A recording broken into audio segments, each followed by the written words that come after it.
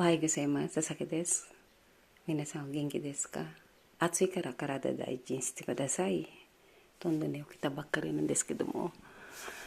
Ma,しょうがない。独身だからね. Hello, good morning po. Ako po si Christina Biker sa Pilipinas po. Kamusta po kayo? Ito, kagigising ko lang. At talagang ang hirap ng single. Ito lang po. Ipapaayos ko pa po yan. Marami pang kailangan. Yung kapitbahay ko kanina pa po kong gising. Sana po nasa mabuti po kayong kalagayan. Yan po ang aking room. Diba? Yan po. Let's go. Ito po yung aking. At gagawin ko itong kahapon pumunta kami sa Sano outlet po. Nagtingin-tingin po. Ito po ngayon. Let's go. Wala pa po ito. Lahat marami pa po ko kailangan bilhin dito. Hindi po ko super naman. Ito po yun. Oh, ayun po yung kapitbahay ko. May gumagawa. Ayun po. O, diba? Masagad. Chismosa tayo. Baka bukas tapos na rin niya kasi mabilis naman po dito sa Japan. Let's go. Ayan po.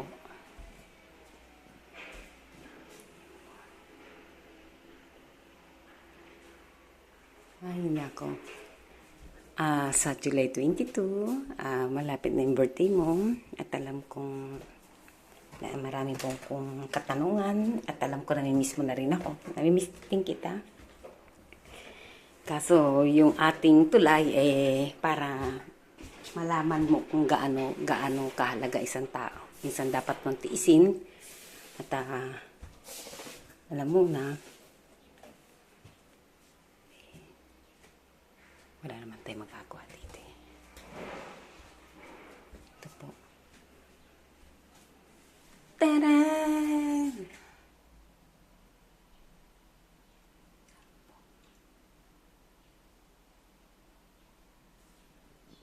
Hindi matahimik ang puso ko,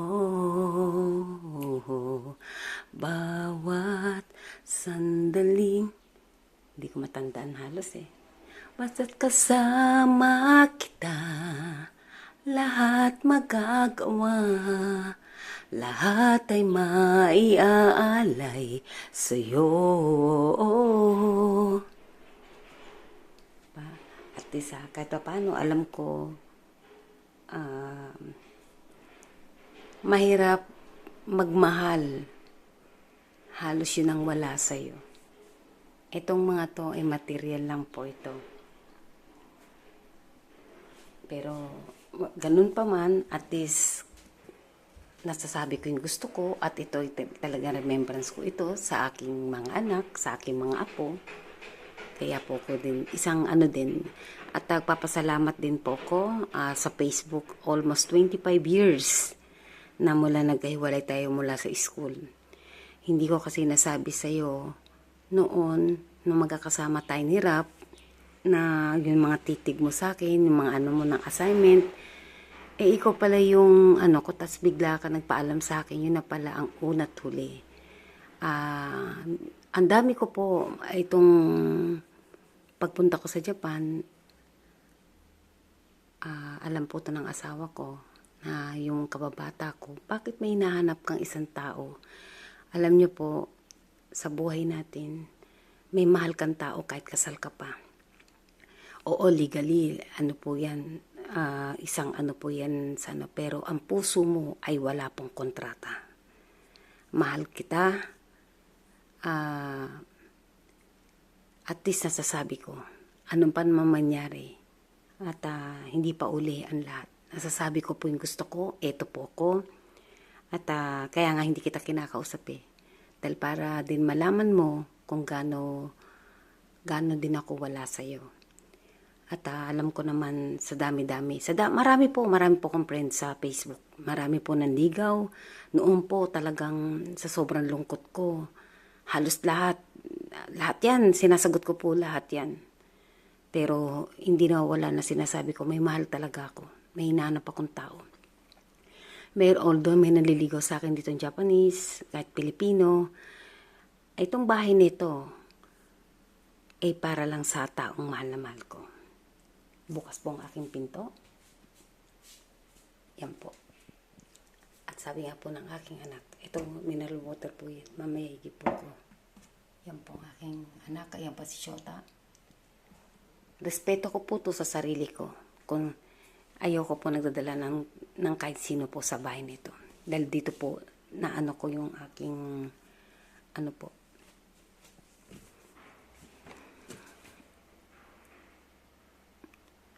nasasabi ko lahat ang gusto ko. At magpapakita pala ako sa inyo baka bukas o ano. At simula noon, nung pagpaalam mo sa akin, hindi na natahimik ang buhay ko.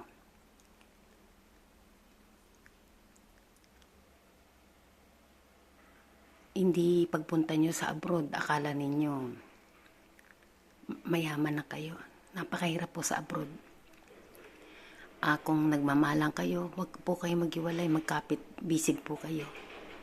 Kaya nga po hindi makauwi-uwi dahil nandito po ang aking mga anak. Minsan umuwi kami, ayaw ng mga anak ko. Isang beses lang sila nakarating sa Pilipinas, ayaw po ng mga anak ko. At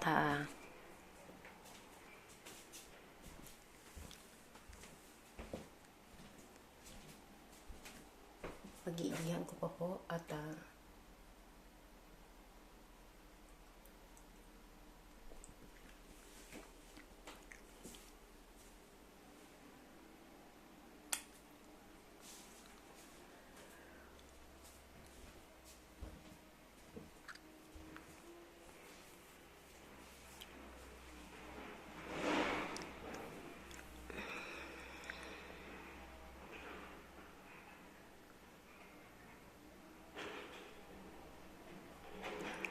sabi nga kahapon ni Grace, mahal mo talaga siya. O Grace, ikaw saksi si Grace sa lahat. Tumatakbo ko, hindi ako makain ng lunch. Alam mo na yun, birthday mo.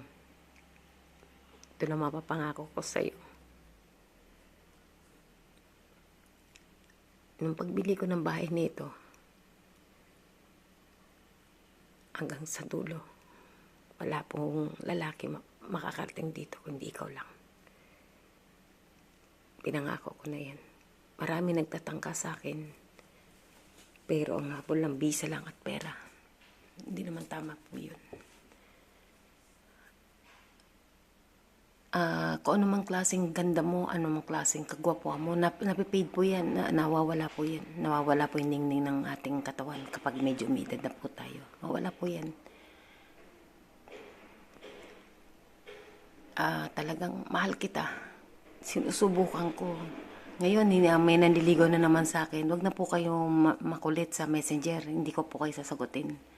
Dahil nakatutok po ko dito sa ano at marami pa po akong gustong gawin. At mag-iingat ka lagi sa araw-araw. Mahal na mahal kita. Mahal pa kita sa buhay ko. Alam mo yan. Nung umuwi ako ng 2019, kung hindi pa tayo inawat ni Sir Randy, hindi niyo po kasi siya kilala ng lubusan. Kaya nasasabi niyo wala yung pakialam sa akin. Pero hindi rin yan ako papabayaan.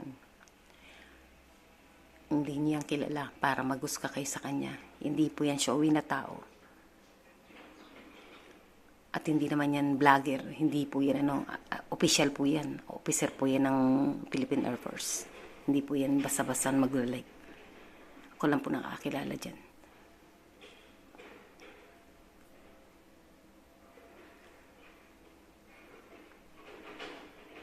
Mag-ingat ka at malapit na yung birthday mo, July 22. Mahal na mahal kita. Hindi natatahimik ang puso ko. Kahit anong away natin, lagi mag-iingat. Pag-iigihan ko pa.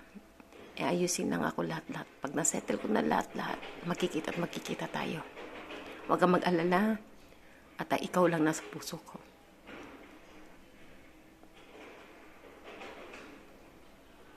Mahal na mahal kita. Alam mo yan. Ikaw yung klaseng, yung mga alaala mo kasi sa akin noon, hindi mo alam na hanggang ngayon, dala-dala ko siya.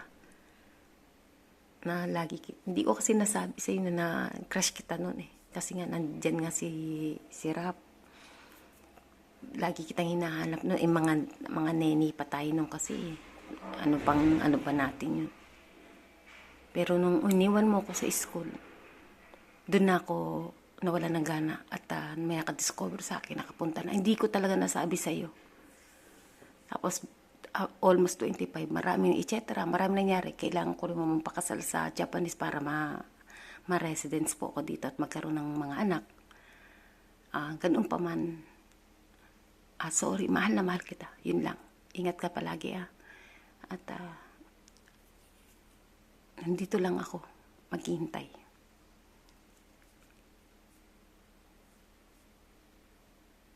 I miss you.